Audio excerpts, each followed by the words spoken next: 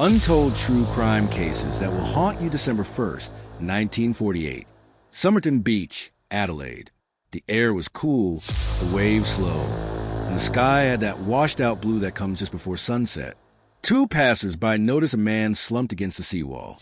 At first glance, he looked like someone taking a quiet nap after a long day, legs neatly crossed, shoes polished, head tilted forward. He was dressed sharply in a brown suit and freshly shined shoes. But something felt off. When they got closer, they saw the truth. He wasn't sleeping. He was dead. The police arrived within the hour, but the scene was strange from the start. There were no signs of violence, no wounds, no struggle, nothing disturbed around him. His clothes were clean, pressed, and every label had been cut out. His pockets were empty except for a few mundane items. A train ticket, a bus stub, a half-empty pack of cigarettes, a comb, and a used matchbox. And then in a tiny hidden pocket stitched inside his trousers they found it. A single piece of paper, torn cleanly from a book, printed with two Persian words, Tamām Shud. It meant ended, or finished. The coroner's report brought more confusion. The man was in excellent health. His age? Around 40 to 45. His build? Athletic. Cause of death? Unknown. No poison in his system. No trauma. It was as if life had simply stopped by choice or design. But detectives weren't convinced. Someone had erased this man from the map. The missing clothing labels hinted at something deliberate. The scrap of Persian text suggested something bigger, possibly espionage, cryptography, or coded communication. After all, the Cold War was tightening its grip, and Australia wasn't far from the world of spies and informants. The local papers dubbed him the Somerton Man. As the investigation deepened, the police's frustration grew. No fingerprints matched. No missing persons report connected.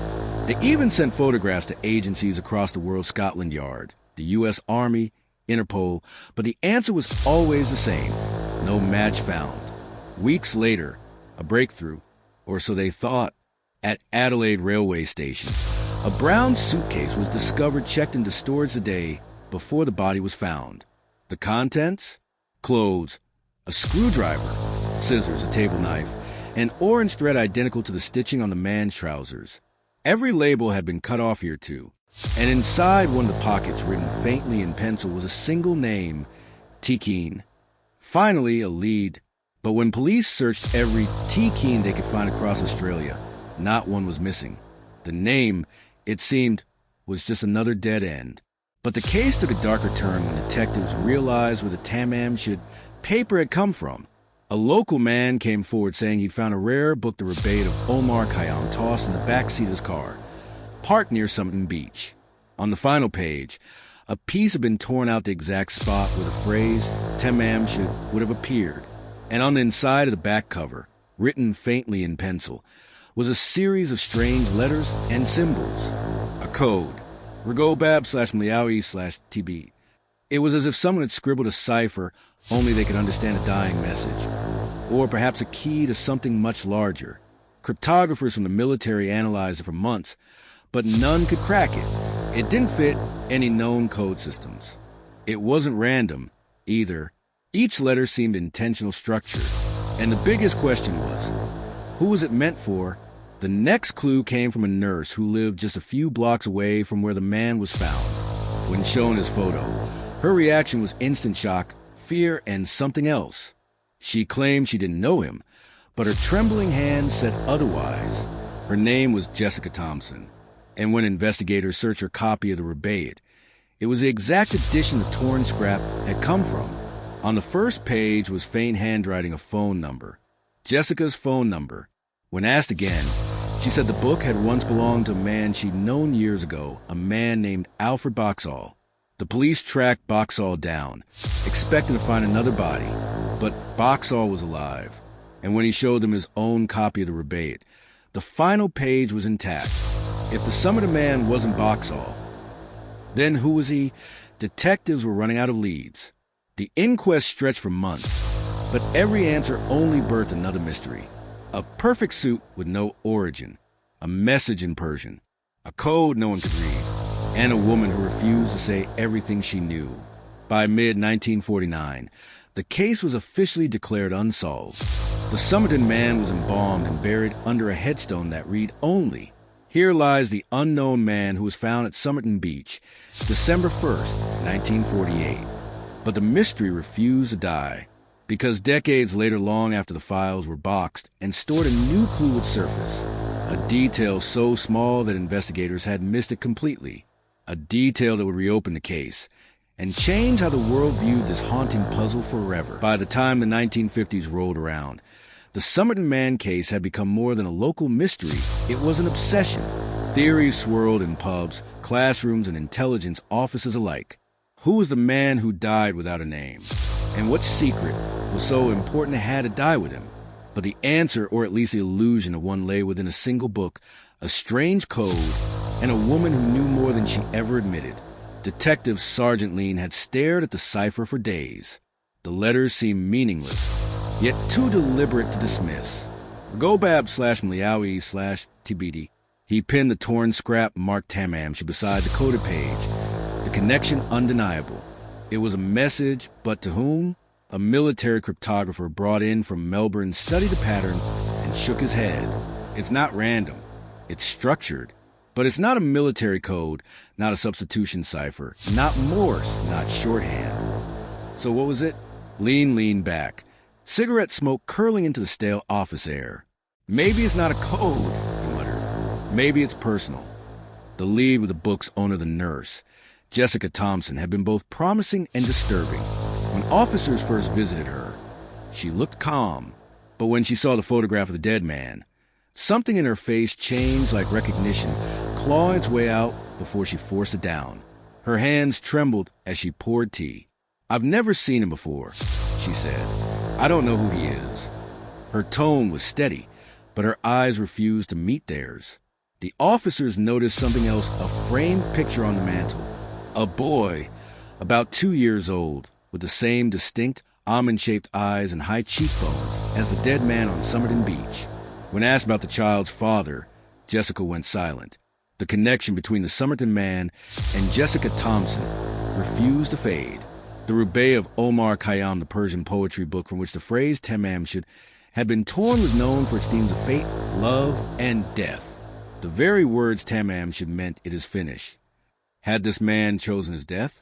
Was it a message to Jessica, a final goodbye? Theories flooded the investigation. Some believed he was a former lover, returning to Adelaide after years apart. Others thought he was a spy, a double agent sent to deliver a coded message that never reached its destination. And there was one detail no one could ignore: the poison theory. Months after the autopsy, forensic experts re-examined the body samples. Though no traces of known toxins were detected, the pattern of internal organ congestion suggested digitalis, or surfactant rare cardiac poisons that leave little chemical trace.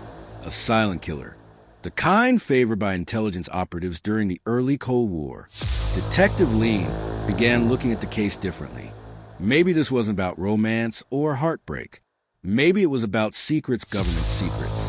After all, Adelaide was home to the Woomera Rocket Range, a joint UK-Australian military testing site that was about to become one of the most secure facilities in the world. Spies were already being caught nearby, passing coded messages through books, letters, and radio bursts. What if the Somerton man wasn't the first to die for a secret, but simply the one who couldn't finish his mission? In 1959, an ex-military intelligence officer publicly suggested that the code was a dead-drop cipher, a hidden form of communication between spies. The Rubáiyát was a known tool among intelligence circles for concealing phrases within poetry. The pattern on the Somerton man's code matched certain methods used by Soviet agents, the first letter of each word in a line, representing hidden messages when aligned with a specific poem. But without the cipher key, the source poem, no one could decode it. And that source, if it existed, was gone. Meanwhile, Jessica Thompson lived a quiet life, avoiding reporters. Her son grew up and joined the army, never knowing that his mother's name was tied to one of the greatest unsolved mysteries in Australian history. But those who'd worked on the case never forgot the resemblance, the same shape of mouth, the same deep-set eyes as the Somerton man. When one of the original detectives was interviewed years later, he said softly, "If that boy's not his, I'll eat my hat." Decades passed, but the mystery refused arrest. The man's neatly pressed suit, his perfect teeth, his smooth hands, no sign of manual labor, all hinted at someone educated, someone with means. Why would such a man die alone on a cold beach thousands of miles from home? Every attempt to trace the suitcase's contents hit another wall. The tools were standard, the clothes unremarkable, but one thing stood out: the orange thread. That particular shade of waxed thread wasn't sold in Australia at the time. It was manufactured in America. The man had ties literal and metaphorical beyond the continent. Was he an American spy, an undercover courier, or just someone caught in the wrong web at the wrong time? By the 1970s, the Somerton man's grave had become a site of quiet pilgrimage. Journalists, investigators, and curious tourists left flowers, notes, and small copies of the Rubáiyát at his tombstone. But as the world modernized, so did forensic science. And with every advancement, a new generation of sleuths became obsessed with a question their predecessors couldn't answer. Who was the Somerton man? And why did he choose the words Tamām Shud as finished to mark his final act? In 2009, an author claimed to have decoded part of the cipher, a plea written in disguised English, possibly reading, "It's time to move to Mars." But others said it was nonsense, a coincidence of pattern recognition. Yet one thing was certain: the truth was still buried with him. Until, more than 70 years later, science would finally open the grave, and what they found would shock the world. By 2021, the Somerton Man Case was more than a mystery. It had become a legend. For 73 years, the story of the man who died without a name had haunted investigators, baffled scientists, and inspired countless theories about spies, lovers, and hidden codes. But finally, after decades of debate, South Australia's Attorney General made the call. The body would be exhumed. For the first time since 1949, the unknown man would see daylight again. The early morning air was cold and pale as a small team of forensic experts gathered in West Terrace Cemetery. Cameras clicked. Journalists whispered. A crane lifted the soil that had kept the secrets buried for generations. The air hung still as the coffin was unearthed. Inside lay the remains that had started at all bones, fragments of hair, and traces of fabric from a long-decayed suit. The embalming had done its job. Even after 7 decades, there was enough material for modern DNA analysis. The world watched. The mystery that had outlived kings, wars, and generations was finally being reopened. At the Forensic Science Center in Adelaide, technicians worked with surgical precision. Every movement was recorded, every fragment preserved. Under a microscope, the team extracted genetic material from a lock of hair one that had miraculously survived both the years and the chemical embalming. That hair would carry the weight of decades of obsession. Weeks turned into months as data streamed through high-powered sequencers. When the results came in, they were cross-checked against global genealogical databases, the same technology that had caught serial killers decades after their crimes, like the Golden State Killer in the United States.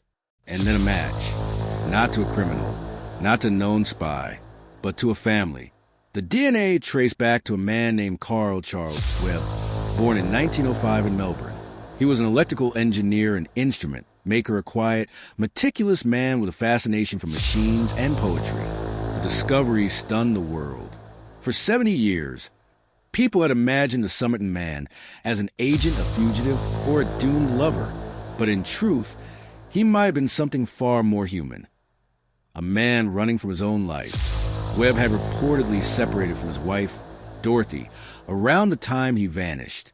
Court records revealed divorce proceedings filled with bitterness. He'd left home suddenly, taking little with him. Some letters hinted at despair, others at a desire to start anew, to disappear entirely. Could the Tamām Shud note have been his final statement? A poet's way of saying goodbye? But even with a name, questions multiplied.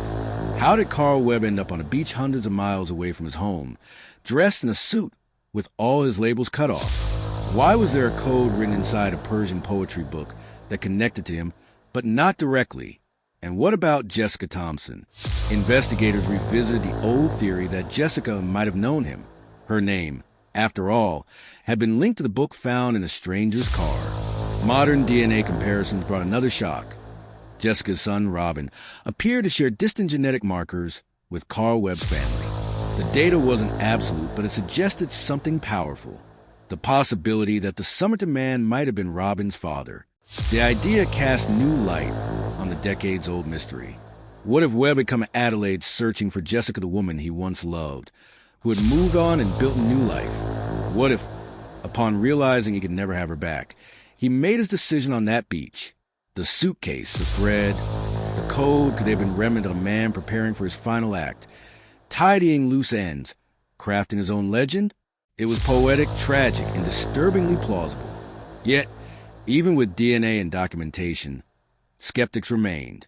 Some argued that the timing didn't fit, that Webb's supposed journey to Adelaide didn't align perfectly with witness accounts. Others believed the identification was correct, but incomplete. If Carl Webb was a Somerton man, why was his death never reported?